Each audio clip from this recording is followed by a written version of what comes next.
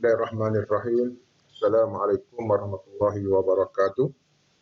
Bertemu lagi kita pada siri teknik menjawab soalan tasawuf Islam SPM 2020 khususnya untuk menjawab soalan kertas 2. Hari ini kita sambung lagi perbincangan kita untuk sebagai sambungan siri yang lalu, di mana pada siri yang lepas kita telah berbincang bagaimana cara untuk menjawab soalan nombor 1. Hari ini kita masih lagi menggunakan harapan saya semua pelajar dah ada buku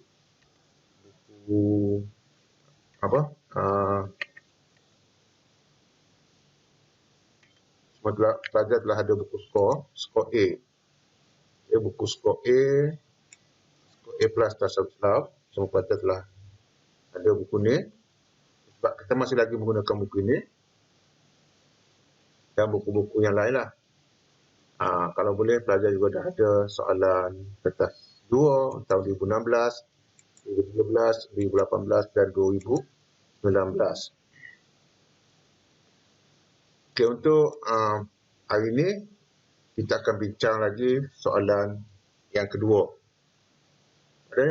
Pada siri yang lalu kita dah bincang bagaimana nak menjawab soalan nombor 1.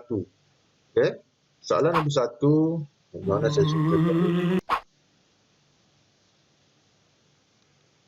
ambil pada soalan bab 1 ni, asas pemikiran Islam. Asas pemikiran Islam ni dari tajuk yang akan ditanya pada soalan nombor 1 kelas 2. Untuk soalan nombor 2, tajuk-tajuknya ialah pandangan hidup Islam. Okay, pandangan hidup Islam kita ada 6 tajuk. Ada 6 tajuk iaitu ketuhanan, Rabbaniyah, Syumuliyah, Waqi'iyah, Alamiyah, Murunah dan Tabat. Untuk tajuk ni ada 6 tajuk, 2, 4, 5, 6. Apa yang ditanya dalam soalan? Okey, di sini pelajar kena hafal lah, kena hafal. Dia masih lagi, kalau pelajar masih ingat, pada siri yang lalu saya dah jelaskan bahawa soalan tasawuf Islam ni dia ada 3 aras. Aras kesukarannya ada 3, iaitu aras rendah, sederhana dan aras tinggi. Masih lagi terpakai. Jadi soalan ni pun ada aras rendah, iaitu pengertian. Jadi pelajar kena ingat pengertian Rabbaniyah, pengertian Syumuliyah, pengertian Waqi'iyah, pengertian Alamiyah, pengertian Murunah, pengertian Tabat. Yang pertama. Yang kedua, pelajar-pelajar kena tahu prinsip Rabbaniyah, Syumuliyah, Waqi'iyah, Alamiyah, Murunah dan Tabat. Ciri-ciri, cuma ciri-ciri. Dan untuk Rabbaniyah ni biasa dia akan tanya cara memiliki sifat Rabbaniyah. Okay, cara menghayati sifat Rabbaniyah. Syumuliyah, Waqi'iyah, Alamiyah, Murunah dan Tabat ni pelajar-pelajar kena cara mempraktikkan Syumuliyah dalam bidang ekonomi ataupun bukti Islam bersifat Syumuliyah dalam bidang ekonomi misalnya. Bukti Islam bersifat Syumuliyah dalam bidang sosial dan dalam bidang perundangan. Begitu juga Waqi'iyah. Sampai kita tengok pengertian dia, prinsip dia, ciri dia. Dan di Waqi'iyah ni ada satu lagi yang kita belajar, iaitu Wasatiyah. Okey, dalam bab ni ada Wasatiyah satu lagi. Sederhana ni iaitu Wasatiyah. Supaya pelajar kena tahu apa dia Wasatiyah. Iaitu sederhana, Wasatiyah, sederhana dalam Islam. Okey, sederhana segi akidah, ibadat, rohani, undang-undang, kemasyarakatan. Okey, kemudian bukti Islam bersifat Waqi'iyah. Waqi'iyah ni praktikal. Kuncinya praktikal.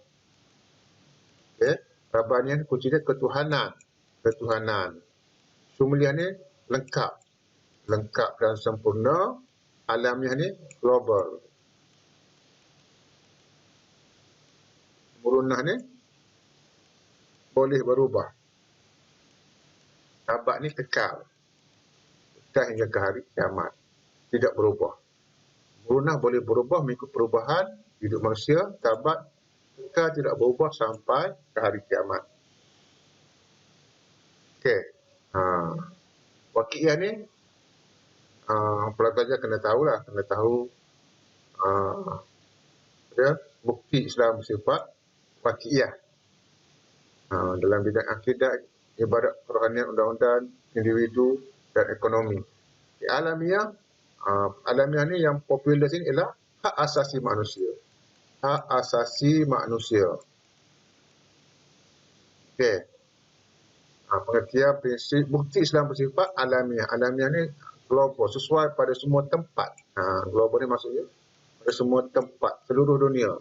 Tempat, pada semua tempat dan masa. Waqiah ni sesuai pada semua manusia tanpa mengira bangsa, keturunan dan warna kulit. Jadi dia nak bukti Islam sesuai di seluruh dunia tanpa mengira masa dan tempat dalam bidang perundangan, sosial dan ibadat. Kalau merunah, merunah pula ialah macam biasa pengertian prinsip kelebihan sifat merunah. Ini popular. Kelebihan sifat keistimewaan merunah. Menarik minat orang bukan Islam memeluk Islam. Sesuai dengan semua keadaan manusia. Kemudian tabat.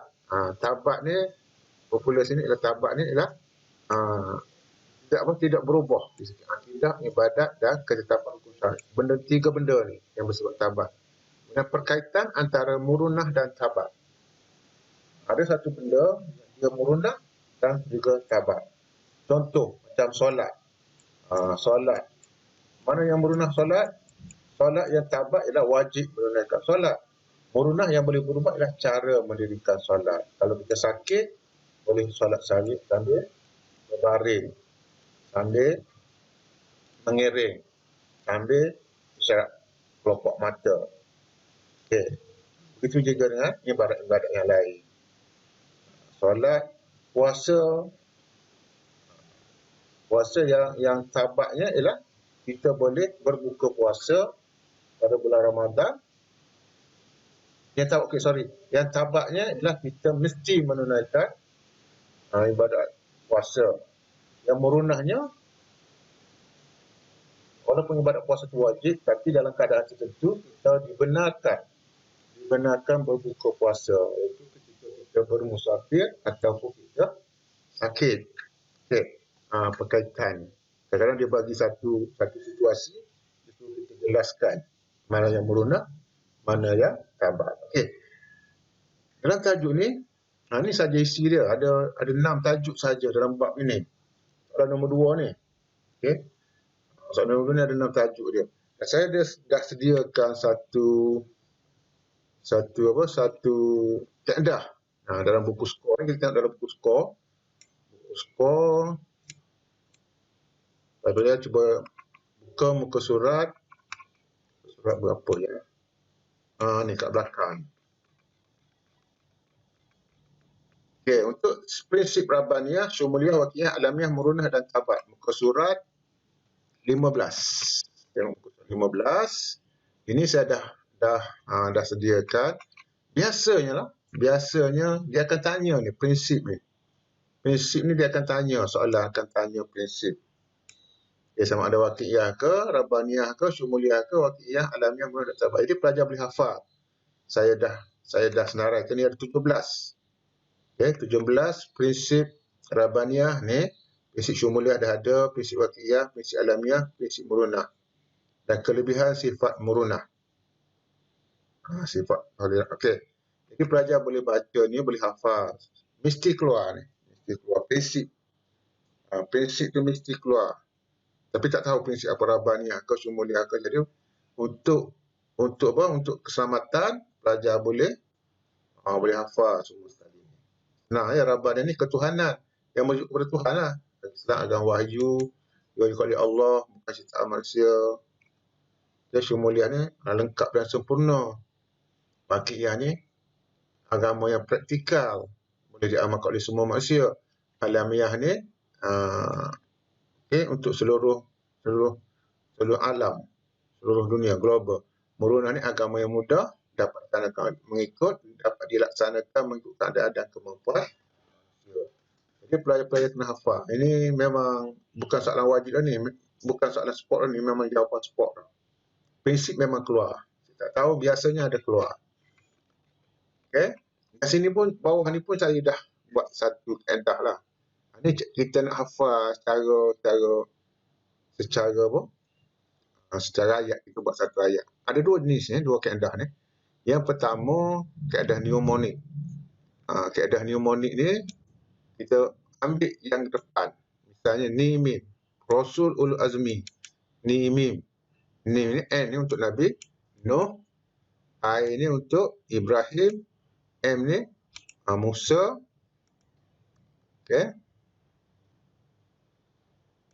M Musa. I Isa, Nabi Isa. M ni ialah Muhammad sallallahu alaihi wasallam. Okey, itu kaedah. Satu kaedah nama dia, saya bagi itu kaedah mnemonik. Yang kedua, sifat wajib bagi Rasul. Fast. Okay. Sifat wajib bagi Rasul, fast.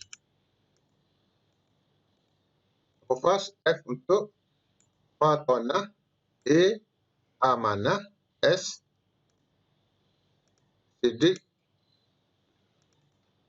Dan T ni untuk tabligh. Ini kita habiskan yang mnemonik dulu. Okay, seterusnya prinsip negara Islam. Prinsip negara Islam kita ada Syam. Okay, Syam ni S untuk Syura, H untuk Hurriyat, A adalah, dan M Musawwah. Syura tu apa Syura? Syura ni ialah mesyuarat. Syura ni ialah majlis mesyuarat. Hurriyat ni ialah kebebasan. Dalam bahasa Melayu, kebebasan. Adalah ni ialah keadilan. Musawwah ni ialah persamaan. Prinsip negara Islam. Sebenarnya elemen pembentukan negara Islam. Ini yang saya buatlah. Pelajar-pelajar boleh buat sendirilah mengikut kesesuaian dan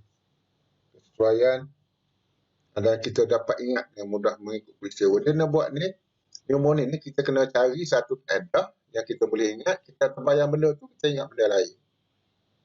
Itu masuk dia.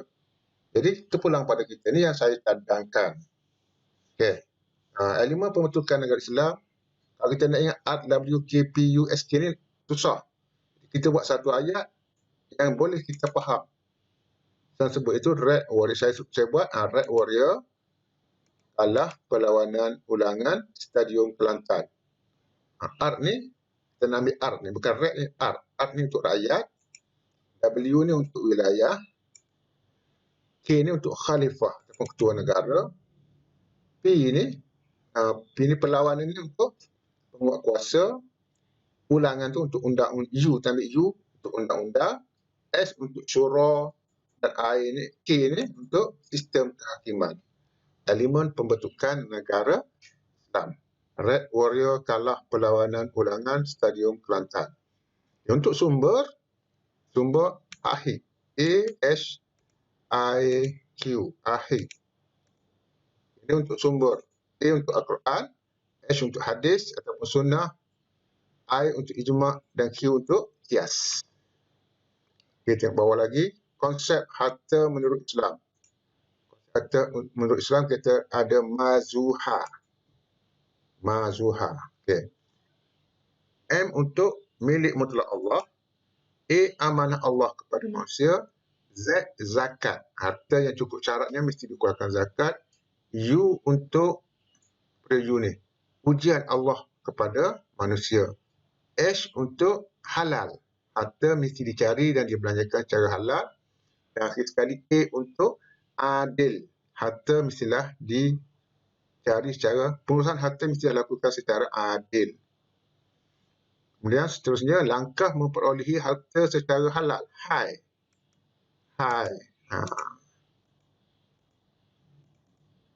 Hai ni, H ni kita ambil halal. Langkah memperolehi harta yang halal, pekerjaan yang halal, Okey, halal, pekerjaan yang halal. Ini menjaga akhlak yang mulia, menjaga akhlak mulia semasa mencari harta. Ayat yang pertama, ikhlas semasa bekerja. Ayat yang kedua, ibadat sentiasa dilaksanakan semasa bekerja. Maksudnya, maka harta secara halal ni, hai kita ingat. Pekerjaan yang halal, apa? Ini apa dia? Pekerjaan tu mestilah akhlak. Istilah semasa bekerja mestilah kita sentiasa menjaga akhlak yang mulia semasa bekerja. Dan ikhlas semasa melakukan pekerjaan. Dan kali I itu sentiasa melakukan ibadat semasa bekerja. Seterusnya, perkara yang merosakkan harta.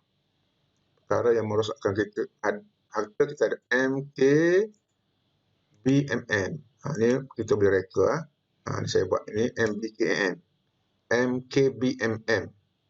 M, perkara merosakkan harta membazir. K, kedekut. B, bakhil. B, membekukan harta. B, bekukan harta. M, membelanjakan kepada maksiat. Dan M yang kedua, merosakkan kemudahan awam. Okey. Membelanjakan harta secara membazir. M yang pertama. K ni, kedekut dalam membelanjakan harta. Membekukan harta. Okey. M yang pertama ni, membelanjakan harta kepada perkara maksiat. Dan akhir sekali, merosakkan kemudahan awam. Ini perkara yang merosakkan harta. Seterusnya, etika kerja menurut Islam. Niat. Niat. Okay. Etika kerja Islam, niat. M yang pertama ialah mematuhi arahan ketua. I, ikhlas. A, amanah semasa melakukan pekerjaan. T, sentiasa tekun dan bersungguh-sungguh semasa melakukan pekerjaan. Dan T, meningkatkan produktiviti yang berkualiti. Etika kerja Islam. Kemudian etika muamalah Islam, rati. Rati. Okey, etika muamalah Islam. Yang satu etika kerja. Yang kedua, etika bermuamalah secara Islam. Rati itu rajin dan bersungguh-sungguh semasa bekerja. A ni amanah. Amanah dalam semua urusan. T ni tekun ketika bekerja dan I ikhlas. Ikhlas dalam bekerja. Syarat-syarat sah bermuamalah. SSPM. SSPM. Yang apa? Yang tu? Yang untuk masuk institut SSPM. SSPM. Simpanan. Okey. Tapi ini SSPM. Pertama, setuju. Syarat sah bermuamalah, beberapa pihak setuju dengan transaksi yang setuju dengan transaksi yang dilaksanakan oleh kedua-dua belah pihak. Maksudnya kedua-dua belah pihak bersetuju dengan transaksi yang dilaksanakan. S yang kedua, kedua belah pihak sempurna akal. Sempurna akal. Dan P, tiada unsur-unsur penipuan dalam urusan jual beli. M, harta tersebut merupakan milik sah penjual. Okey. Jenis-jenis muamalah Islam, kita ada 3M. 3M, R. 3M ni mudarabah, murabahah, musyarakah. Murabahah, mudarabah, musyarakah. R, ar-rahnu. I, ijarah.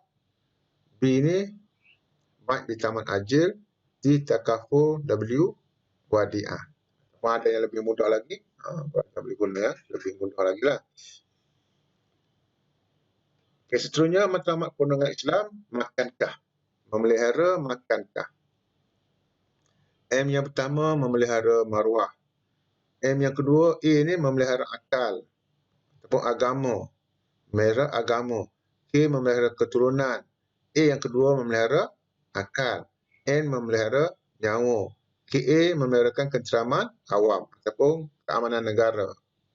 Dan H, last kali itu untuk memelihara harta. Matlamat perundangan Islam, makankah?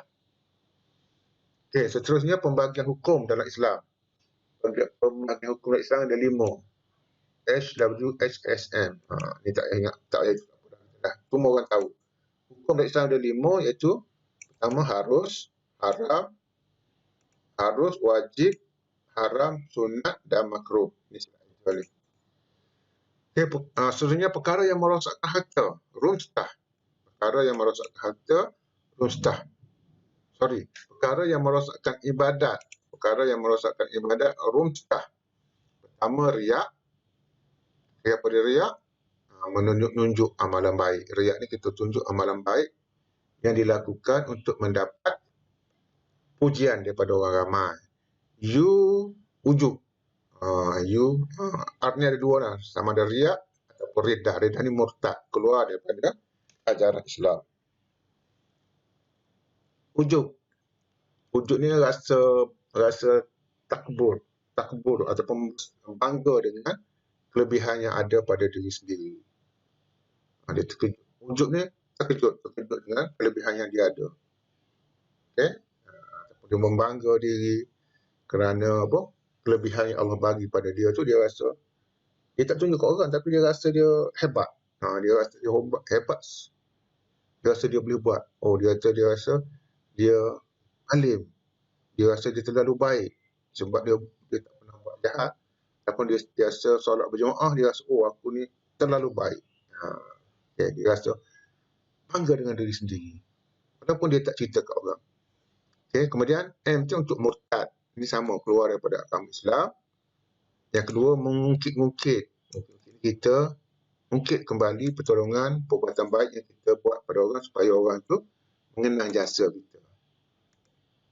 Munafik. Munafik ni ialah berpura-pura beriman kepada Allah. Sedangkan hatinya tidak beriman. Sum'ah. Sum'ah ni apa? Sum'ah ni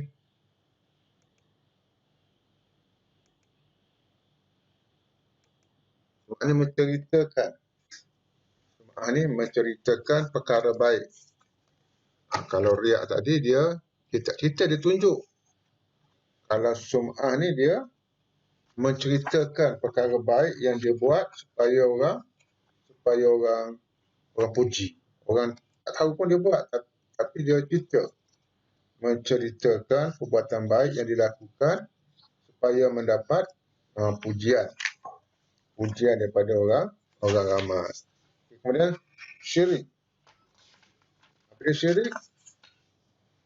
Syirik ini ialah menyekutukan Allah, menyamakan Allah dengan sesuatu yang lain. Contohnya dia menyamakan zat Allah ataupun sifat Allah. Bukan Allah saja yang boleh menyembuhkan penyakit. Doktor juga boleh menyembuhkan penyakit. Itu pada tu syirik. Menyamakan Allah dengan sesuatu yang lain. Takbur. Takbur ni membesar-besarkan diri. Membesarkan diri dan angkuh dengan perkara kebaikan yang dilakukan. Azar. Azar ni ialah mengungkit-ungkit, menyebut-nyebut perkataan dengan perkataan ataupun perbuatan pada orang yang ditolong. Dia misalnya ditolong seorang, mengungkit-ungkit pertolongan yang diberikan kepada seorang supaya orang itu sakit hati sampai menimbulkan rasa sakit hati bagi orang yang ditolong. Dia tolong orang, kemudian dia ungkit-ungkit balik supaya orang itu sakit hati, sampai orang itu sakit hati. Jadi dia merosakkan pahala ibadat, tidak ada pahala, kosong. Dan last sekali hasad dengki. Hasad dengki ni iaitu dia iri hati, benci dengan nikmat yang diperolehi oleh orang lain. Dan dia berusaha supaya nikmat tersebut hilang daripada orang tersebut. Itu hasad dengki. Ini antara 2, 4, 6, 7. 7 perkara, 7 sifat yang boleh merosakkan pahala ibadat kita. Kita banyak buat ibadat tapi tak ada pahala. Misalnya kita yakin solat tu, kita percaya solat tu dapat menghindarkan kita daripada perbuatan keji dan mungkar. Tetapi kadang-kadang kita terfikir, sebab apa aku buat solat tapi Salat itu tidak dapat mencegah kita daripada perbuatan keji dan mungkar. Mungkin ibadat yang kita lakukan ada terselit benda-benda ni, menyebabkan tidak ada kesan. Okey, seterusnya cara meningkatkan kualiti ibadat muti. Cara meningkatkan kualiti ibadat muti, iaitu M yang pertama, mengerti Allah semasa beribadat. U sentiasa mendampingi, untuk ulama, sentiasa mendampingi ulama. T ini sentiasa tenang dan semasa melakukan ibadat, tidak bergabah. I ini ialah menambahkan ilmu pengetahuan tentang ibadat tersebut. Dan I yang kedua, istiqamah, melakukan ibadat itu secara berterusan, bukan bermusim. Bukan bermusim-musim apa? Bukan ada time. Ada orang tu melakukan ibadat ikut time, ikut masa. Masa apa dia buat? Masa rajin. Masa malas tak buat. Okay, seterusnya, ciri-ciri kesempurnaan ibadat bersin. Ciri kesempurnaan ibadat bersin. B, untuk bersungguh-sungguh. E, ihsan semasa melakukan ibadat. R ni rukun ibadat, memenuhi segala rukun ibadat tersebut. S ni syarat dalam suatu ibadat itu dipenuhi. I, ikhlas semasa melakukan ibadat. Dan M, memenuhi segala peraturan dalam beribadat. Seterusnya, tujuan ibadat PLK-PK. PLKM, salah satu. PLK-PM, PLK-PK. Okay, mengapa kita beribadat? P yang pertama, kerana dia merupakan perintah Allah Subhanahu Wa Taala. L sebagai latihan rohani dan jasmani. Okay. Kemudian K, mendidik sifat supaya tidak terlalu mementingkan kebendaan. Kebendaan juga dapat dididik melalui ibadat. Okay. Supaya tidak terlalu mementingkan kebendaan. K itu kebendaan. P untuk mendapat pahala. P itu mendapat pahala. Dan K yang akhir sekali untuk mendapat kebahagiaan hidup. Okay. PLK-PK. P yang pertama kerana perintah Allah. L ni kerana sebagai latihan jasmani dan rohani. K itu untuk melatih kita dari segi kebendaan, tidak terlalu mementingkan kebendaan. Contohnya zakat, sedekah, derma dan sebagainya. P yang seterusnya untuk mendapat pahala. Dan K untuk mendapat kebahagiaan hidup, manusia, kebahagiaan hidup di dunia dan di akhirat. Hukuman jenayah dalam Islam ada 4. H untuk hudud, qisas, ta'zir dan diyat. Bagi pengertian apa dia hudud, apa dia qisas, ta'zir dan diyat. Okay, kesalahan hudud kita ada cause 3M. Cause 3M. Okay. Q ni untuk qazaf, A untuk arak, Z untuk zina, M ada 3. M yang pertama mencuri, merompak dan murtad. Seterusnya langkah penyelesaian masalah kita ada MP SOAP. MP SOAP. M yang pertama langkah mengenal pasti masalah. Kemudian P mengenal pasti punca masalah. P ni untuk punca. Okay. S untuk strategi. Melakukan strategi yang betul dalam menyelesaikan masalah. U untuk uji strategi yang telah dipilih. Dan P untuk penilaian semula strategi yang telah diambil. Okay, akhir sekali, perlakuan dalam penyelesaian masalah kita ada KTTM, NKTTM. Naik kereta turun tanah merah. Okay, saya buat ni naik kereta turun tanah merah. N yang pertama niat, K keazaman, T tindakan, T yang kedua tawakal dan M muhasabah. Okay. Ini kaedah mnemonik. Dan kaedah yang kedua kita buat ayat. Misalnya prinsip syumuliah. Semua prinsip ada sini. Prinsip syumuliah, Allah Subhanahu Wa Taala menjadikan manusia sebagai khalifah di muka bumi. Ini yang pertama. Yang kedua, semua manusia terikat dengan masa dan ruang tertentu. Isi yang ketiga, hanya Allah yang mempunyai kesempurnaan yang hakiki. Syumuliah.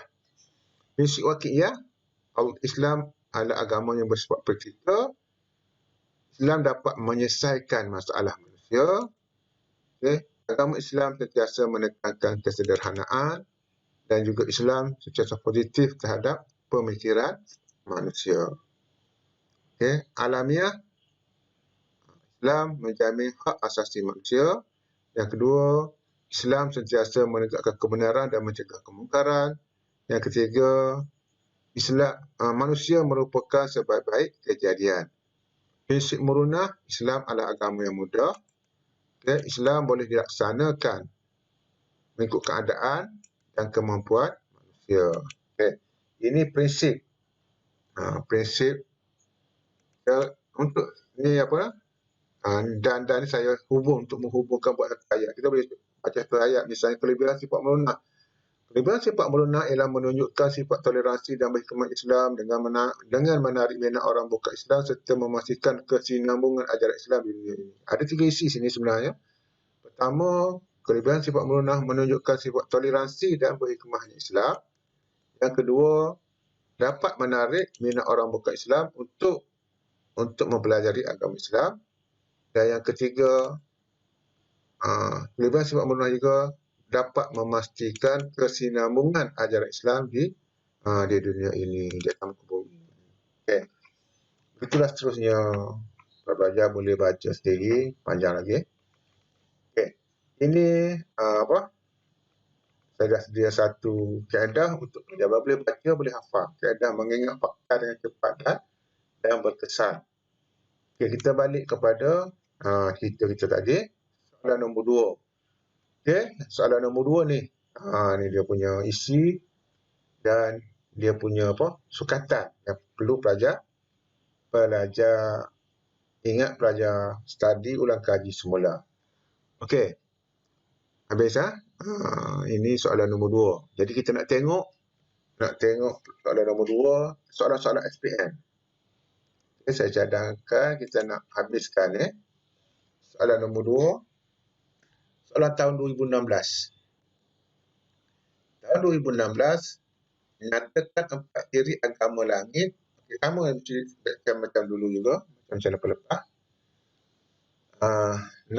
Kita dapat soalan, kita baca keseluruhan dia, cari kata kunci dia, kemudian kita kata kunci, kemudian kita buat jawapan secara ringkas. Soalan nombor 2 ni ada berapa soalan? Ada 1, 2, 3, 4. 4 soalan ni. 5, 6 soalan. Ada 6 soalan. Ada 6 soalan. Ini tahun 2016. Nyatakan 4. Ini soalan ni aras rendah. 4. Ciri agama langit yang diturunkan kepada Nabi Adam alaihissalam sehinggalah kepada Nabi Muhammad. Ciri agama langit. Dia nak ciri agama langit. 4 markah, dia nak 4. Maknanya setiap ni ada 1. 4 markah, satu-satu isi saja. Ini soalan aras rendah juga. 4. Ini soalan aras rendah. 2. Soalan aras rendah. 2.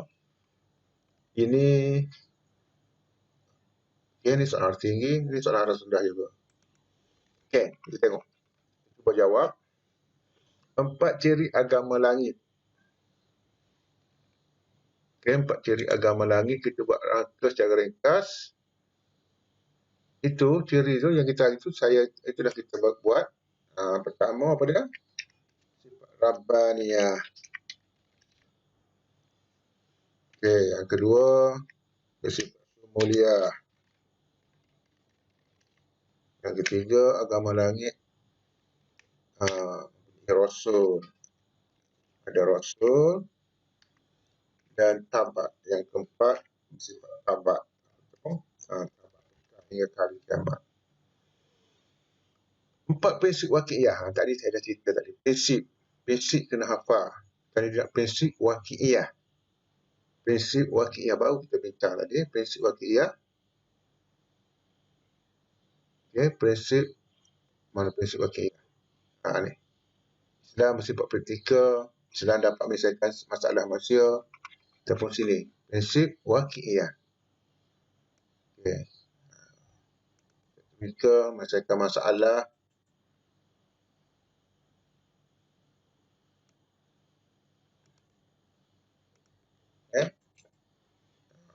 Jadi kita buat rangka dulu. Rangka dia apa dia? Rangka 3, dan 4. Praktikal. Kedua, sederhana. Okay, yang kedua dia bersifat sederhana. Menekankan kesederhanaan. Yang ketiga, praktikal, sederhana, menyelesaikan masalah.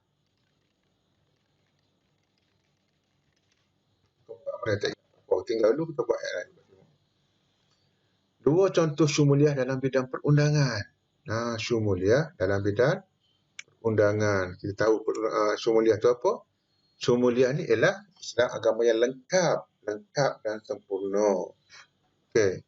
Kalau perundangan dia mestilah merujuk kepada perundangan. Perundangan ni pembicaraan. Pertama, adil. Dia mestilah adil. Okey. Dua contoh. Contoh, Pak Markah, soalan arah rendah, isi dan huraian. Kena ada isi dan huraian. Okey, pertama dia Islam menekankan kepada keadilan. Adil. Yang kedua, contoh dalam bidang perundangan, hukumannya merangkumi dunia dan akhirat.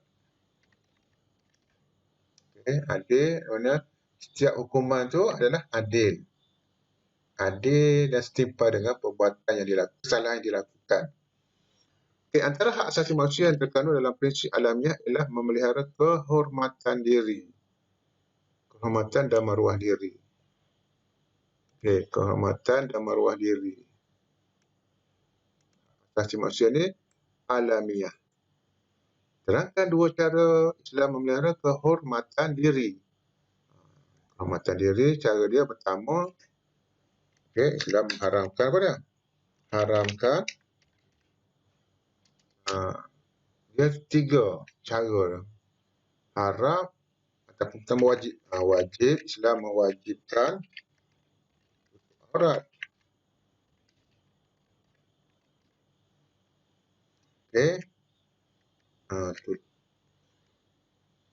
Islam mewajibkan umatnya supaya menutup aurat.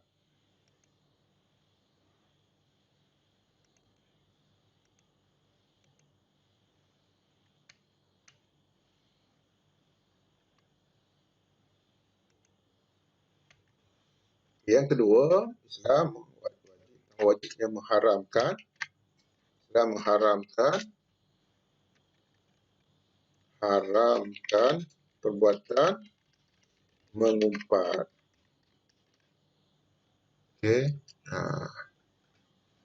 Tiga, Islam menjatuhkan hukuman apa? Menjatuhkan hukuman apa? Hudud. Orang yang melakukan qazaf, menuduh seorang yang baik melakukan zina tanpa bukti. Ini 4 markah isi dan huraian. Soalan seterusnya, soalan kelima, dia kata sesungguhnya Allah hanya firman Allah yang maksud, sesungguhnya Allah SWT hanya mengharamkan kepada kamu makan bangkai daging babi dan binatang yang disembelih tidak kerana Allah SWT. Maka siapa yang terpaksa, ini murunah ni, terpaksa memakannya kerana darurat sedang dia tidak menginginkannya dan tidak pula melampaui batas pada kadar benda yang dimakan itu, maka tidaklah dia berdosa. Sesungguhnya Allah SWT Maha Mengampun lagi Maha Mengasihani. Surah Al-Baqarah ayat 173. Apakah konsep pandangan hidup yang menepati maksud di atas? Ini murunah. Dia satu markah isi saja. Ini murunah. Murunah ni sebab apa? Terpaksa makan boleh makan. Murunah. Berdasarkan jawapan di atas, nyatakan 3 contoh lain yang menepati konsep tersebut. Konsep murunah. Dia nak contoh, 3 lagi contoh yang menepati konsep murunah. Yang pertama tadi, makan. Makan benda yang haram semasa apa? Semasa darurat. Yang pertama, kita buat solat. Solat boleh dilakukan mengikut keadaan. Yang kedua, puasa. puasa boleh dibuka, puasa Ramadan. Puasa Ramadan boleh ditinggalkan jika kita bermusafir. Yang ketiga, apa dia? Zakat. Zakat tidak wajib dikeluarkan sebelum cukup syarat-syaratnya. Apabila tidak mencukupi, tidak menepati syarat-syaratnya. Ada lagi yang keempat, nak bagi lagi, kita bagi haji. Ibadat haji hanya diwajibkan ke atas orang-orang yang mampu sahaja. Okey, ini soalan nombor 2. Soalan nombor 2, tajuk-tajuknya ialah bab 2 tadi. Rabbaniyah, Syumuliyah, Wakiyah, Alamiyah, Murunah dan Tabat. Okey. Ini ini soalan nombor 2 tahun 2016. Dan saya rasa saya nak berhenti dulu. Kalau kita masuk tahun 2017, 18, 19 mungkin memakan masa dekat setengah jam lagi. Kita akan sambung lagi. Kita akan sambung pada siaran akan datang. Mudah-mudahan pelajar dapat mengambil manfaat dan iktibar daripada apa yang telah saya bincangkan, kita bincangkan lebih kurang dalam sejam tadi. Dan harapan saya pelajar tidak jemu untuk sudi bersama-sama saya untuk buat ulang kaji subjek tasawuf Islami. Saja, wabillahi taufiq wal hidayah. Wassalamualaikum warahmatullahi wabarakatuh.